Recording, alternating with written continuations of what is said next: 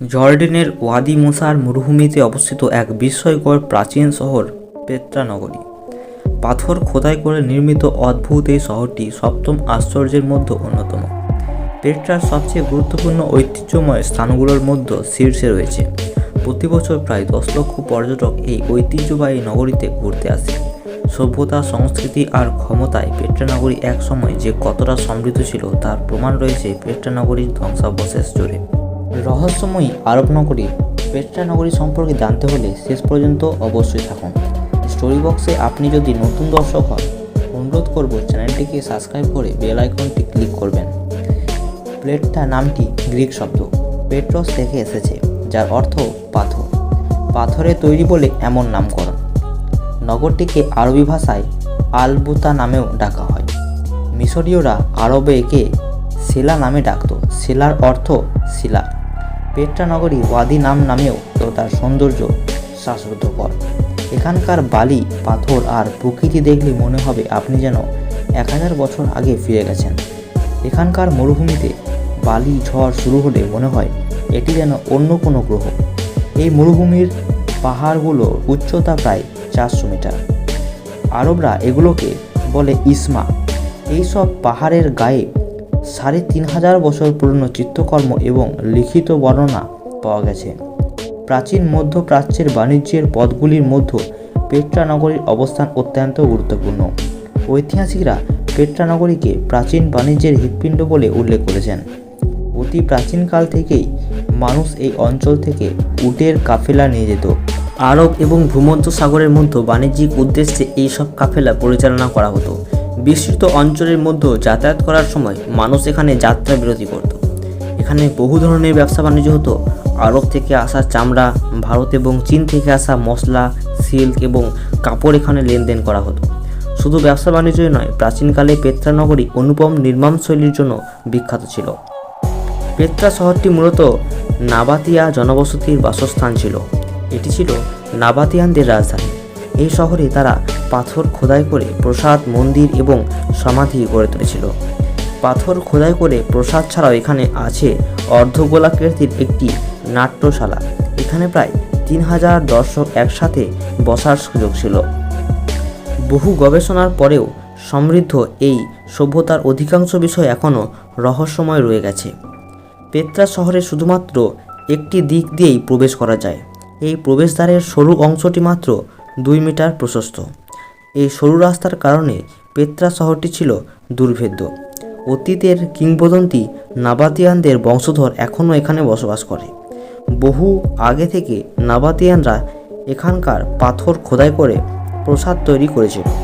সেই সময় প্রায় 10,000 থেকে 30,000 নাবাতিয়ান বসবাস করত।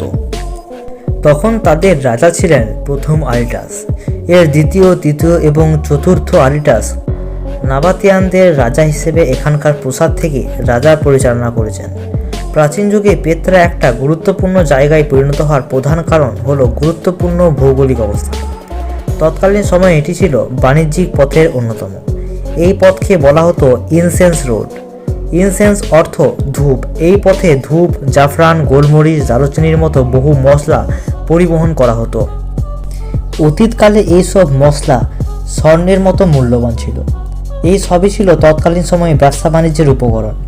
তৎকালীন যুগে ধনী নাবাতিয়ানদের অবস্থা ছিল বর্তমানের শীর্ষ ধনী আরব শেখদের মতো। বহুকাল মানুষ ধারণা করত নাবাতিয়ানরা এখানে তাদের গুপ্তধন লুকিয়ে রেখেছে। এখানকার চমকপ্রদ প্রাসাদকে মনে করা হতো সেই গুপ্তধনের ভাণ্ডার। সেই কারণে এর নাম দেওয়া হয়েছিল আল খাজমি। কিন্তু পরবর্তীতে দেখা যায় এটি নাবাতিয়ানদের রাজপরিবারের সমাধিক্ষেত্র। এইসব প্রাসাদের কারুকার্য দেখলে তার ক্ষমতা এবং শিল্প সম্পর্কে ধারণা পাওয়া যায়। এত সমৃদ্ধ নগর সভ্যতা কীভাবে বিলীন হয়েছিল সেই সম্পর্কে পরিষ্কার তথ্য পাওয়া যায়নি। ধারণা করা হয় 3য় শতকে সিরিয়ার পালমিরা নগরী বাণিজ্যিক দিক থেকে এর প্রতিদ্বন্দ্বী হয়ে পড়ে এবং তখন থেকেই পেত্রার দাপট কমতে থাকে। এছাড়া পেত্রার অর্থনৈতিক পতনের আরেকটি কারণ ছিল সমুদ্রকেন্দ্রিক বাণিজ্য। বড় বড় জাহাজে করে সমুদ্রের পথে মালামাল পরিবহনে অনেক সহজ হবার পর থেকে পেত্রা নগরীর গুরুত্ব অনেক কমে যায়। এছাড়াও বেশ কয়েকটি শক্তিশালী ভূমিকম্প হয়েছিল বলে ধারণা করা হয়। তারপর থেকেই হয়তো বিস্ময়কর এই শহরটি পরিত্যক্ত হয়ে ওঠে। পেত্রা নগরীর নির্মাণ শৈলী নিয়ে ইউনেস্কো এখানে গবেষণা করছে।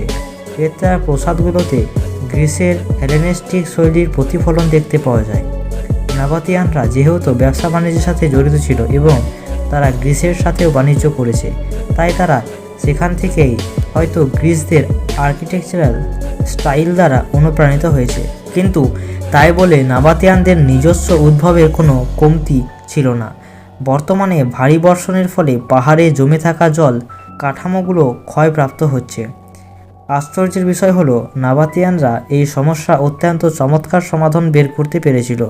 নাবাতিয়ানরা ছিল অসাধারণ প্রকৌশলী, এমনকি হাইড্রোলিক ইঞ্জিনিয়ারিং সম্পর্কে তাদের ধারণা ছিল। সেই জন্য তারা বৃষ্টির জলকে চমৎকারভাবে প্রবাহিত করতে পেরেছিল। ফলে তাদের সময় এইসব স্থাপনা জল জমে বন্যার সৃষ্টি হতো না। শুধু তাই নয়, জল জমা করে দৈনন্দিন জীবনে ব্যবহারের জন্য তারা উন্নত পদ্ধতির আবিষ্কার করেছিল। এই সব দৃশ্য পেট্রা নগরীতে এখনও দৃশ্যমান রয়েছে। ঐতিহাসিক এই জায়গায় বন্যার ঝুঁকি মোকাবিলা করতে বর্তমান সময়ে প্রত্নতাত্ত্বিকরা নাবাতিয়ানদের পুরনো জলের লাইনগুলোকে আবার চালু করার চেষ্টা করছে।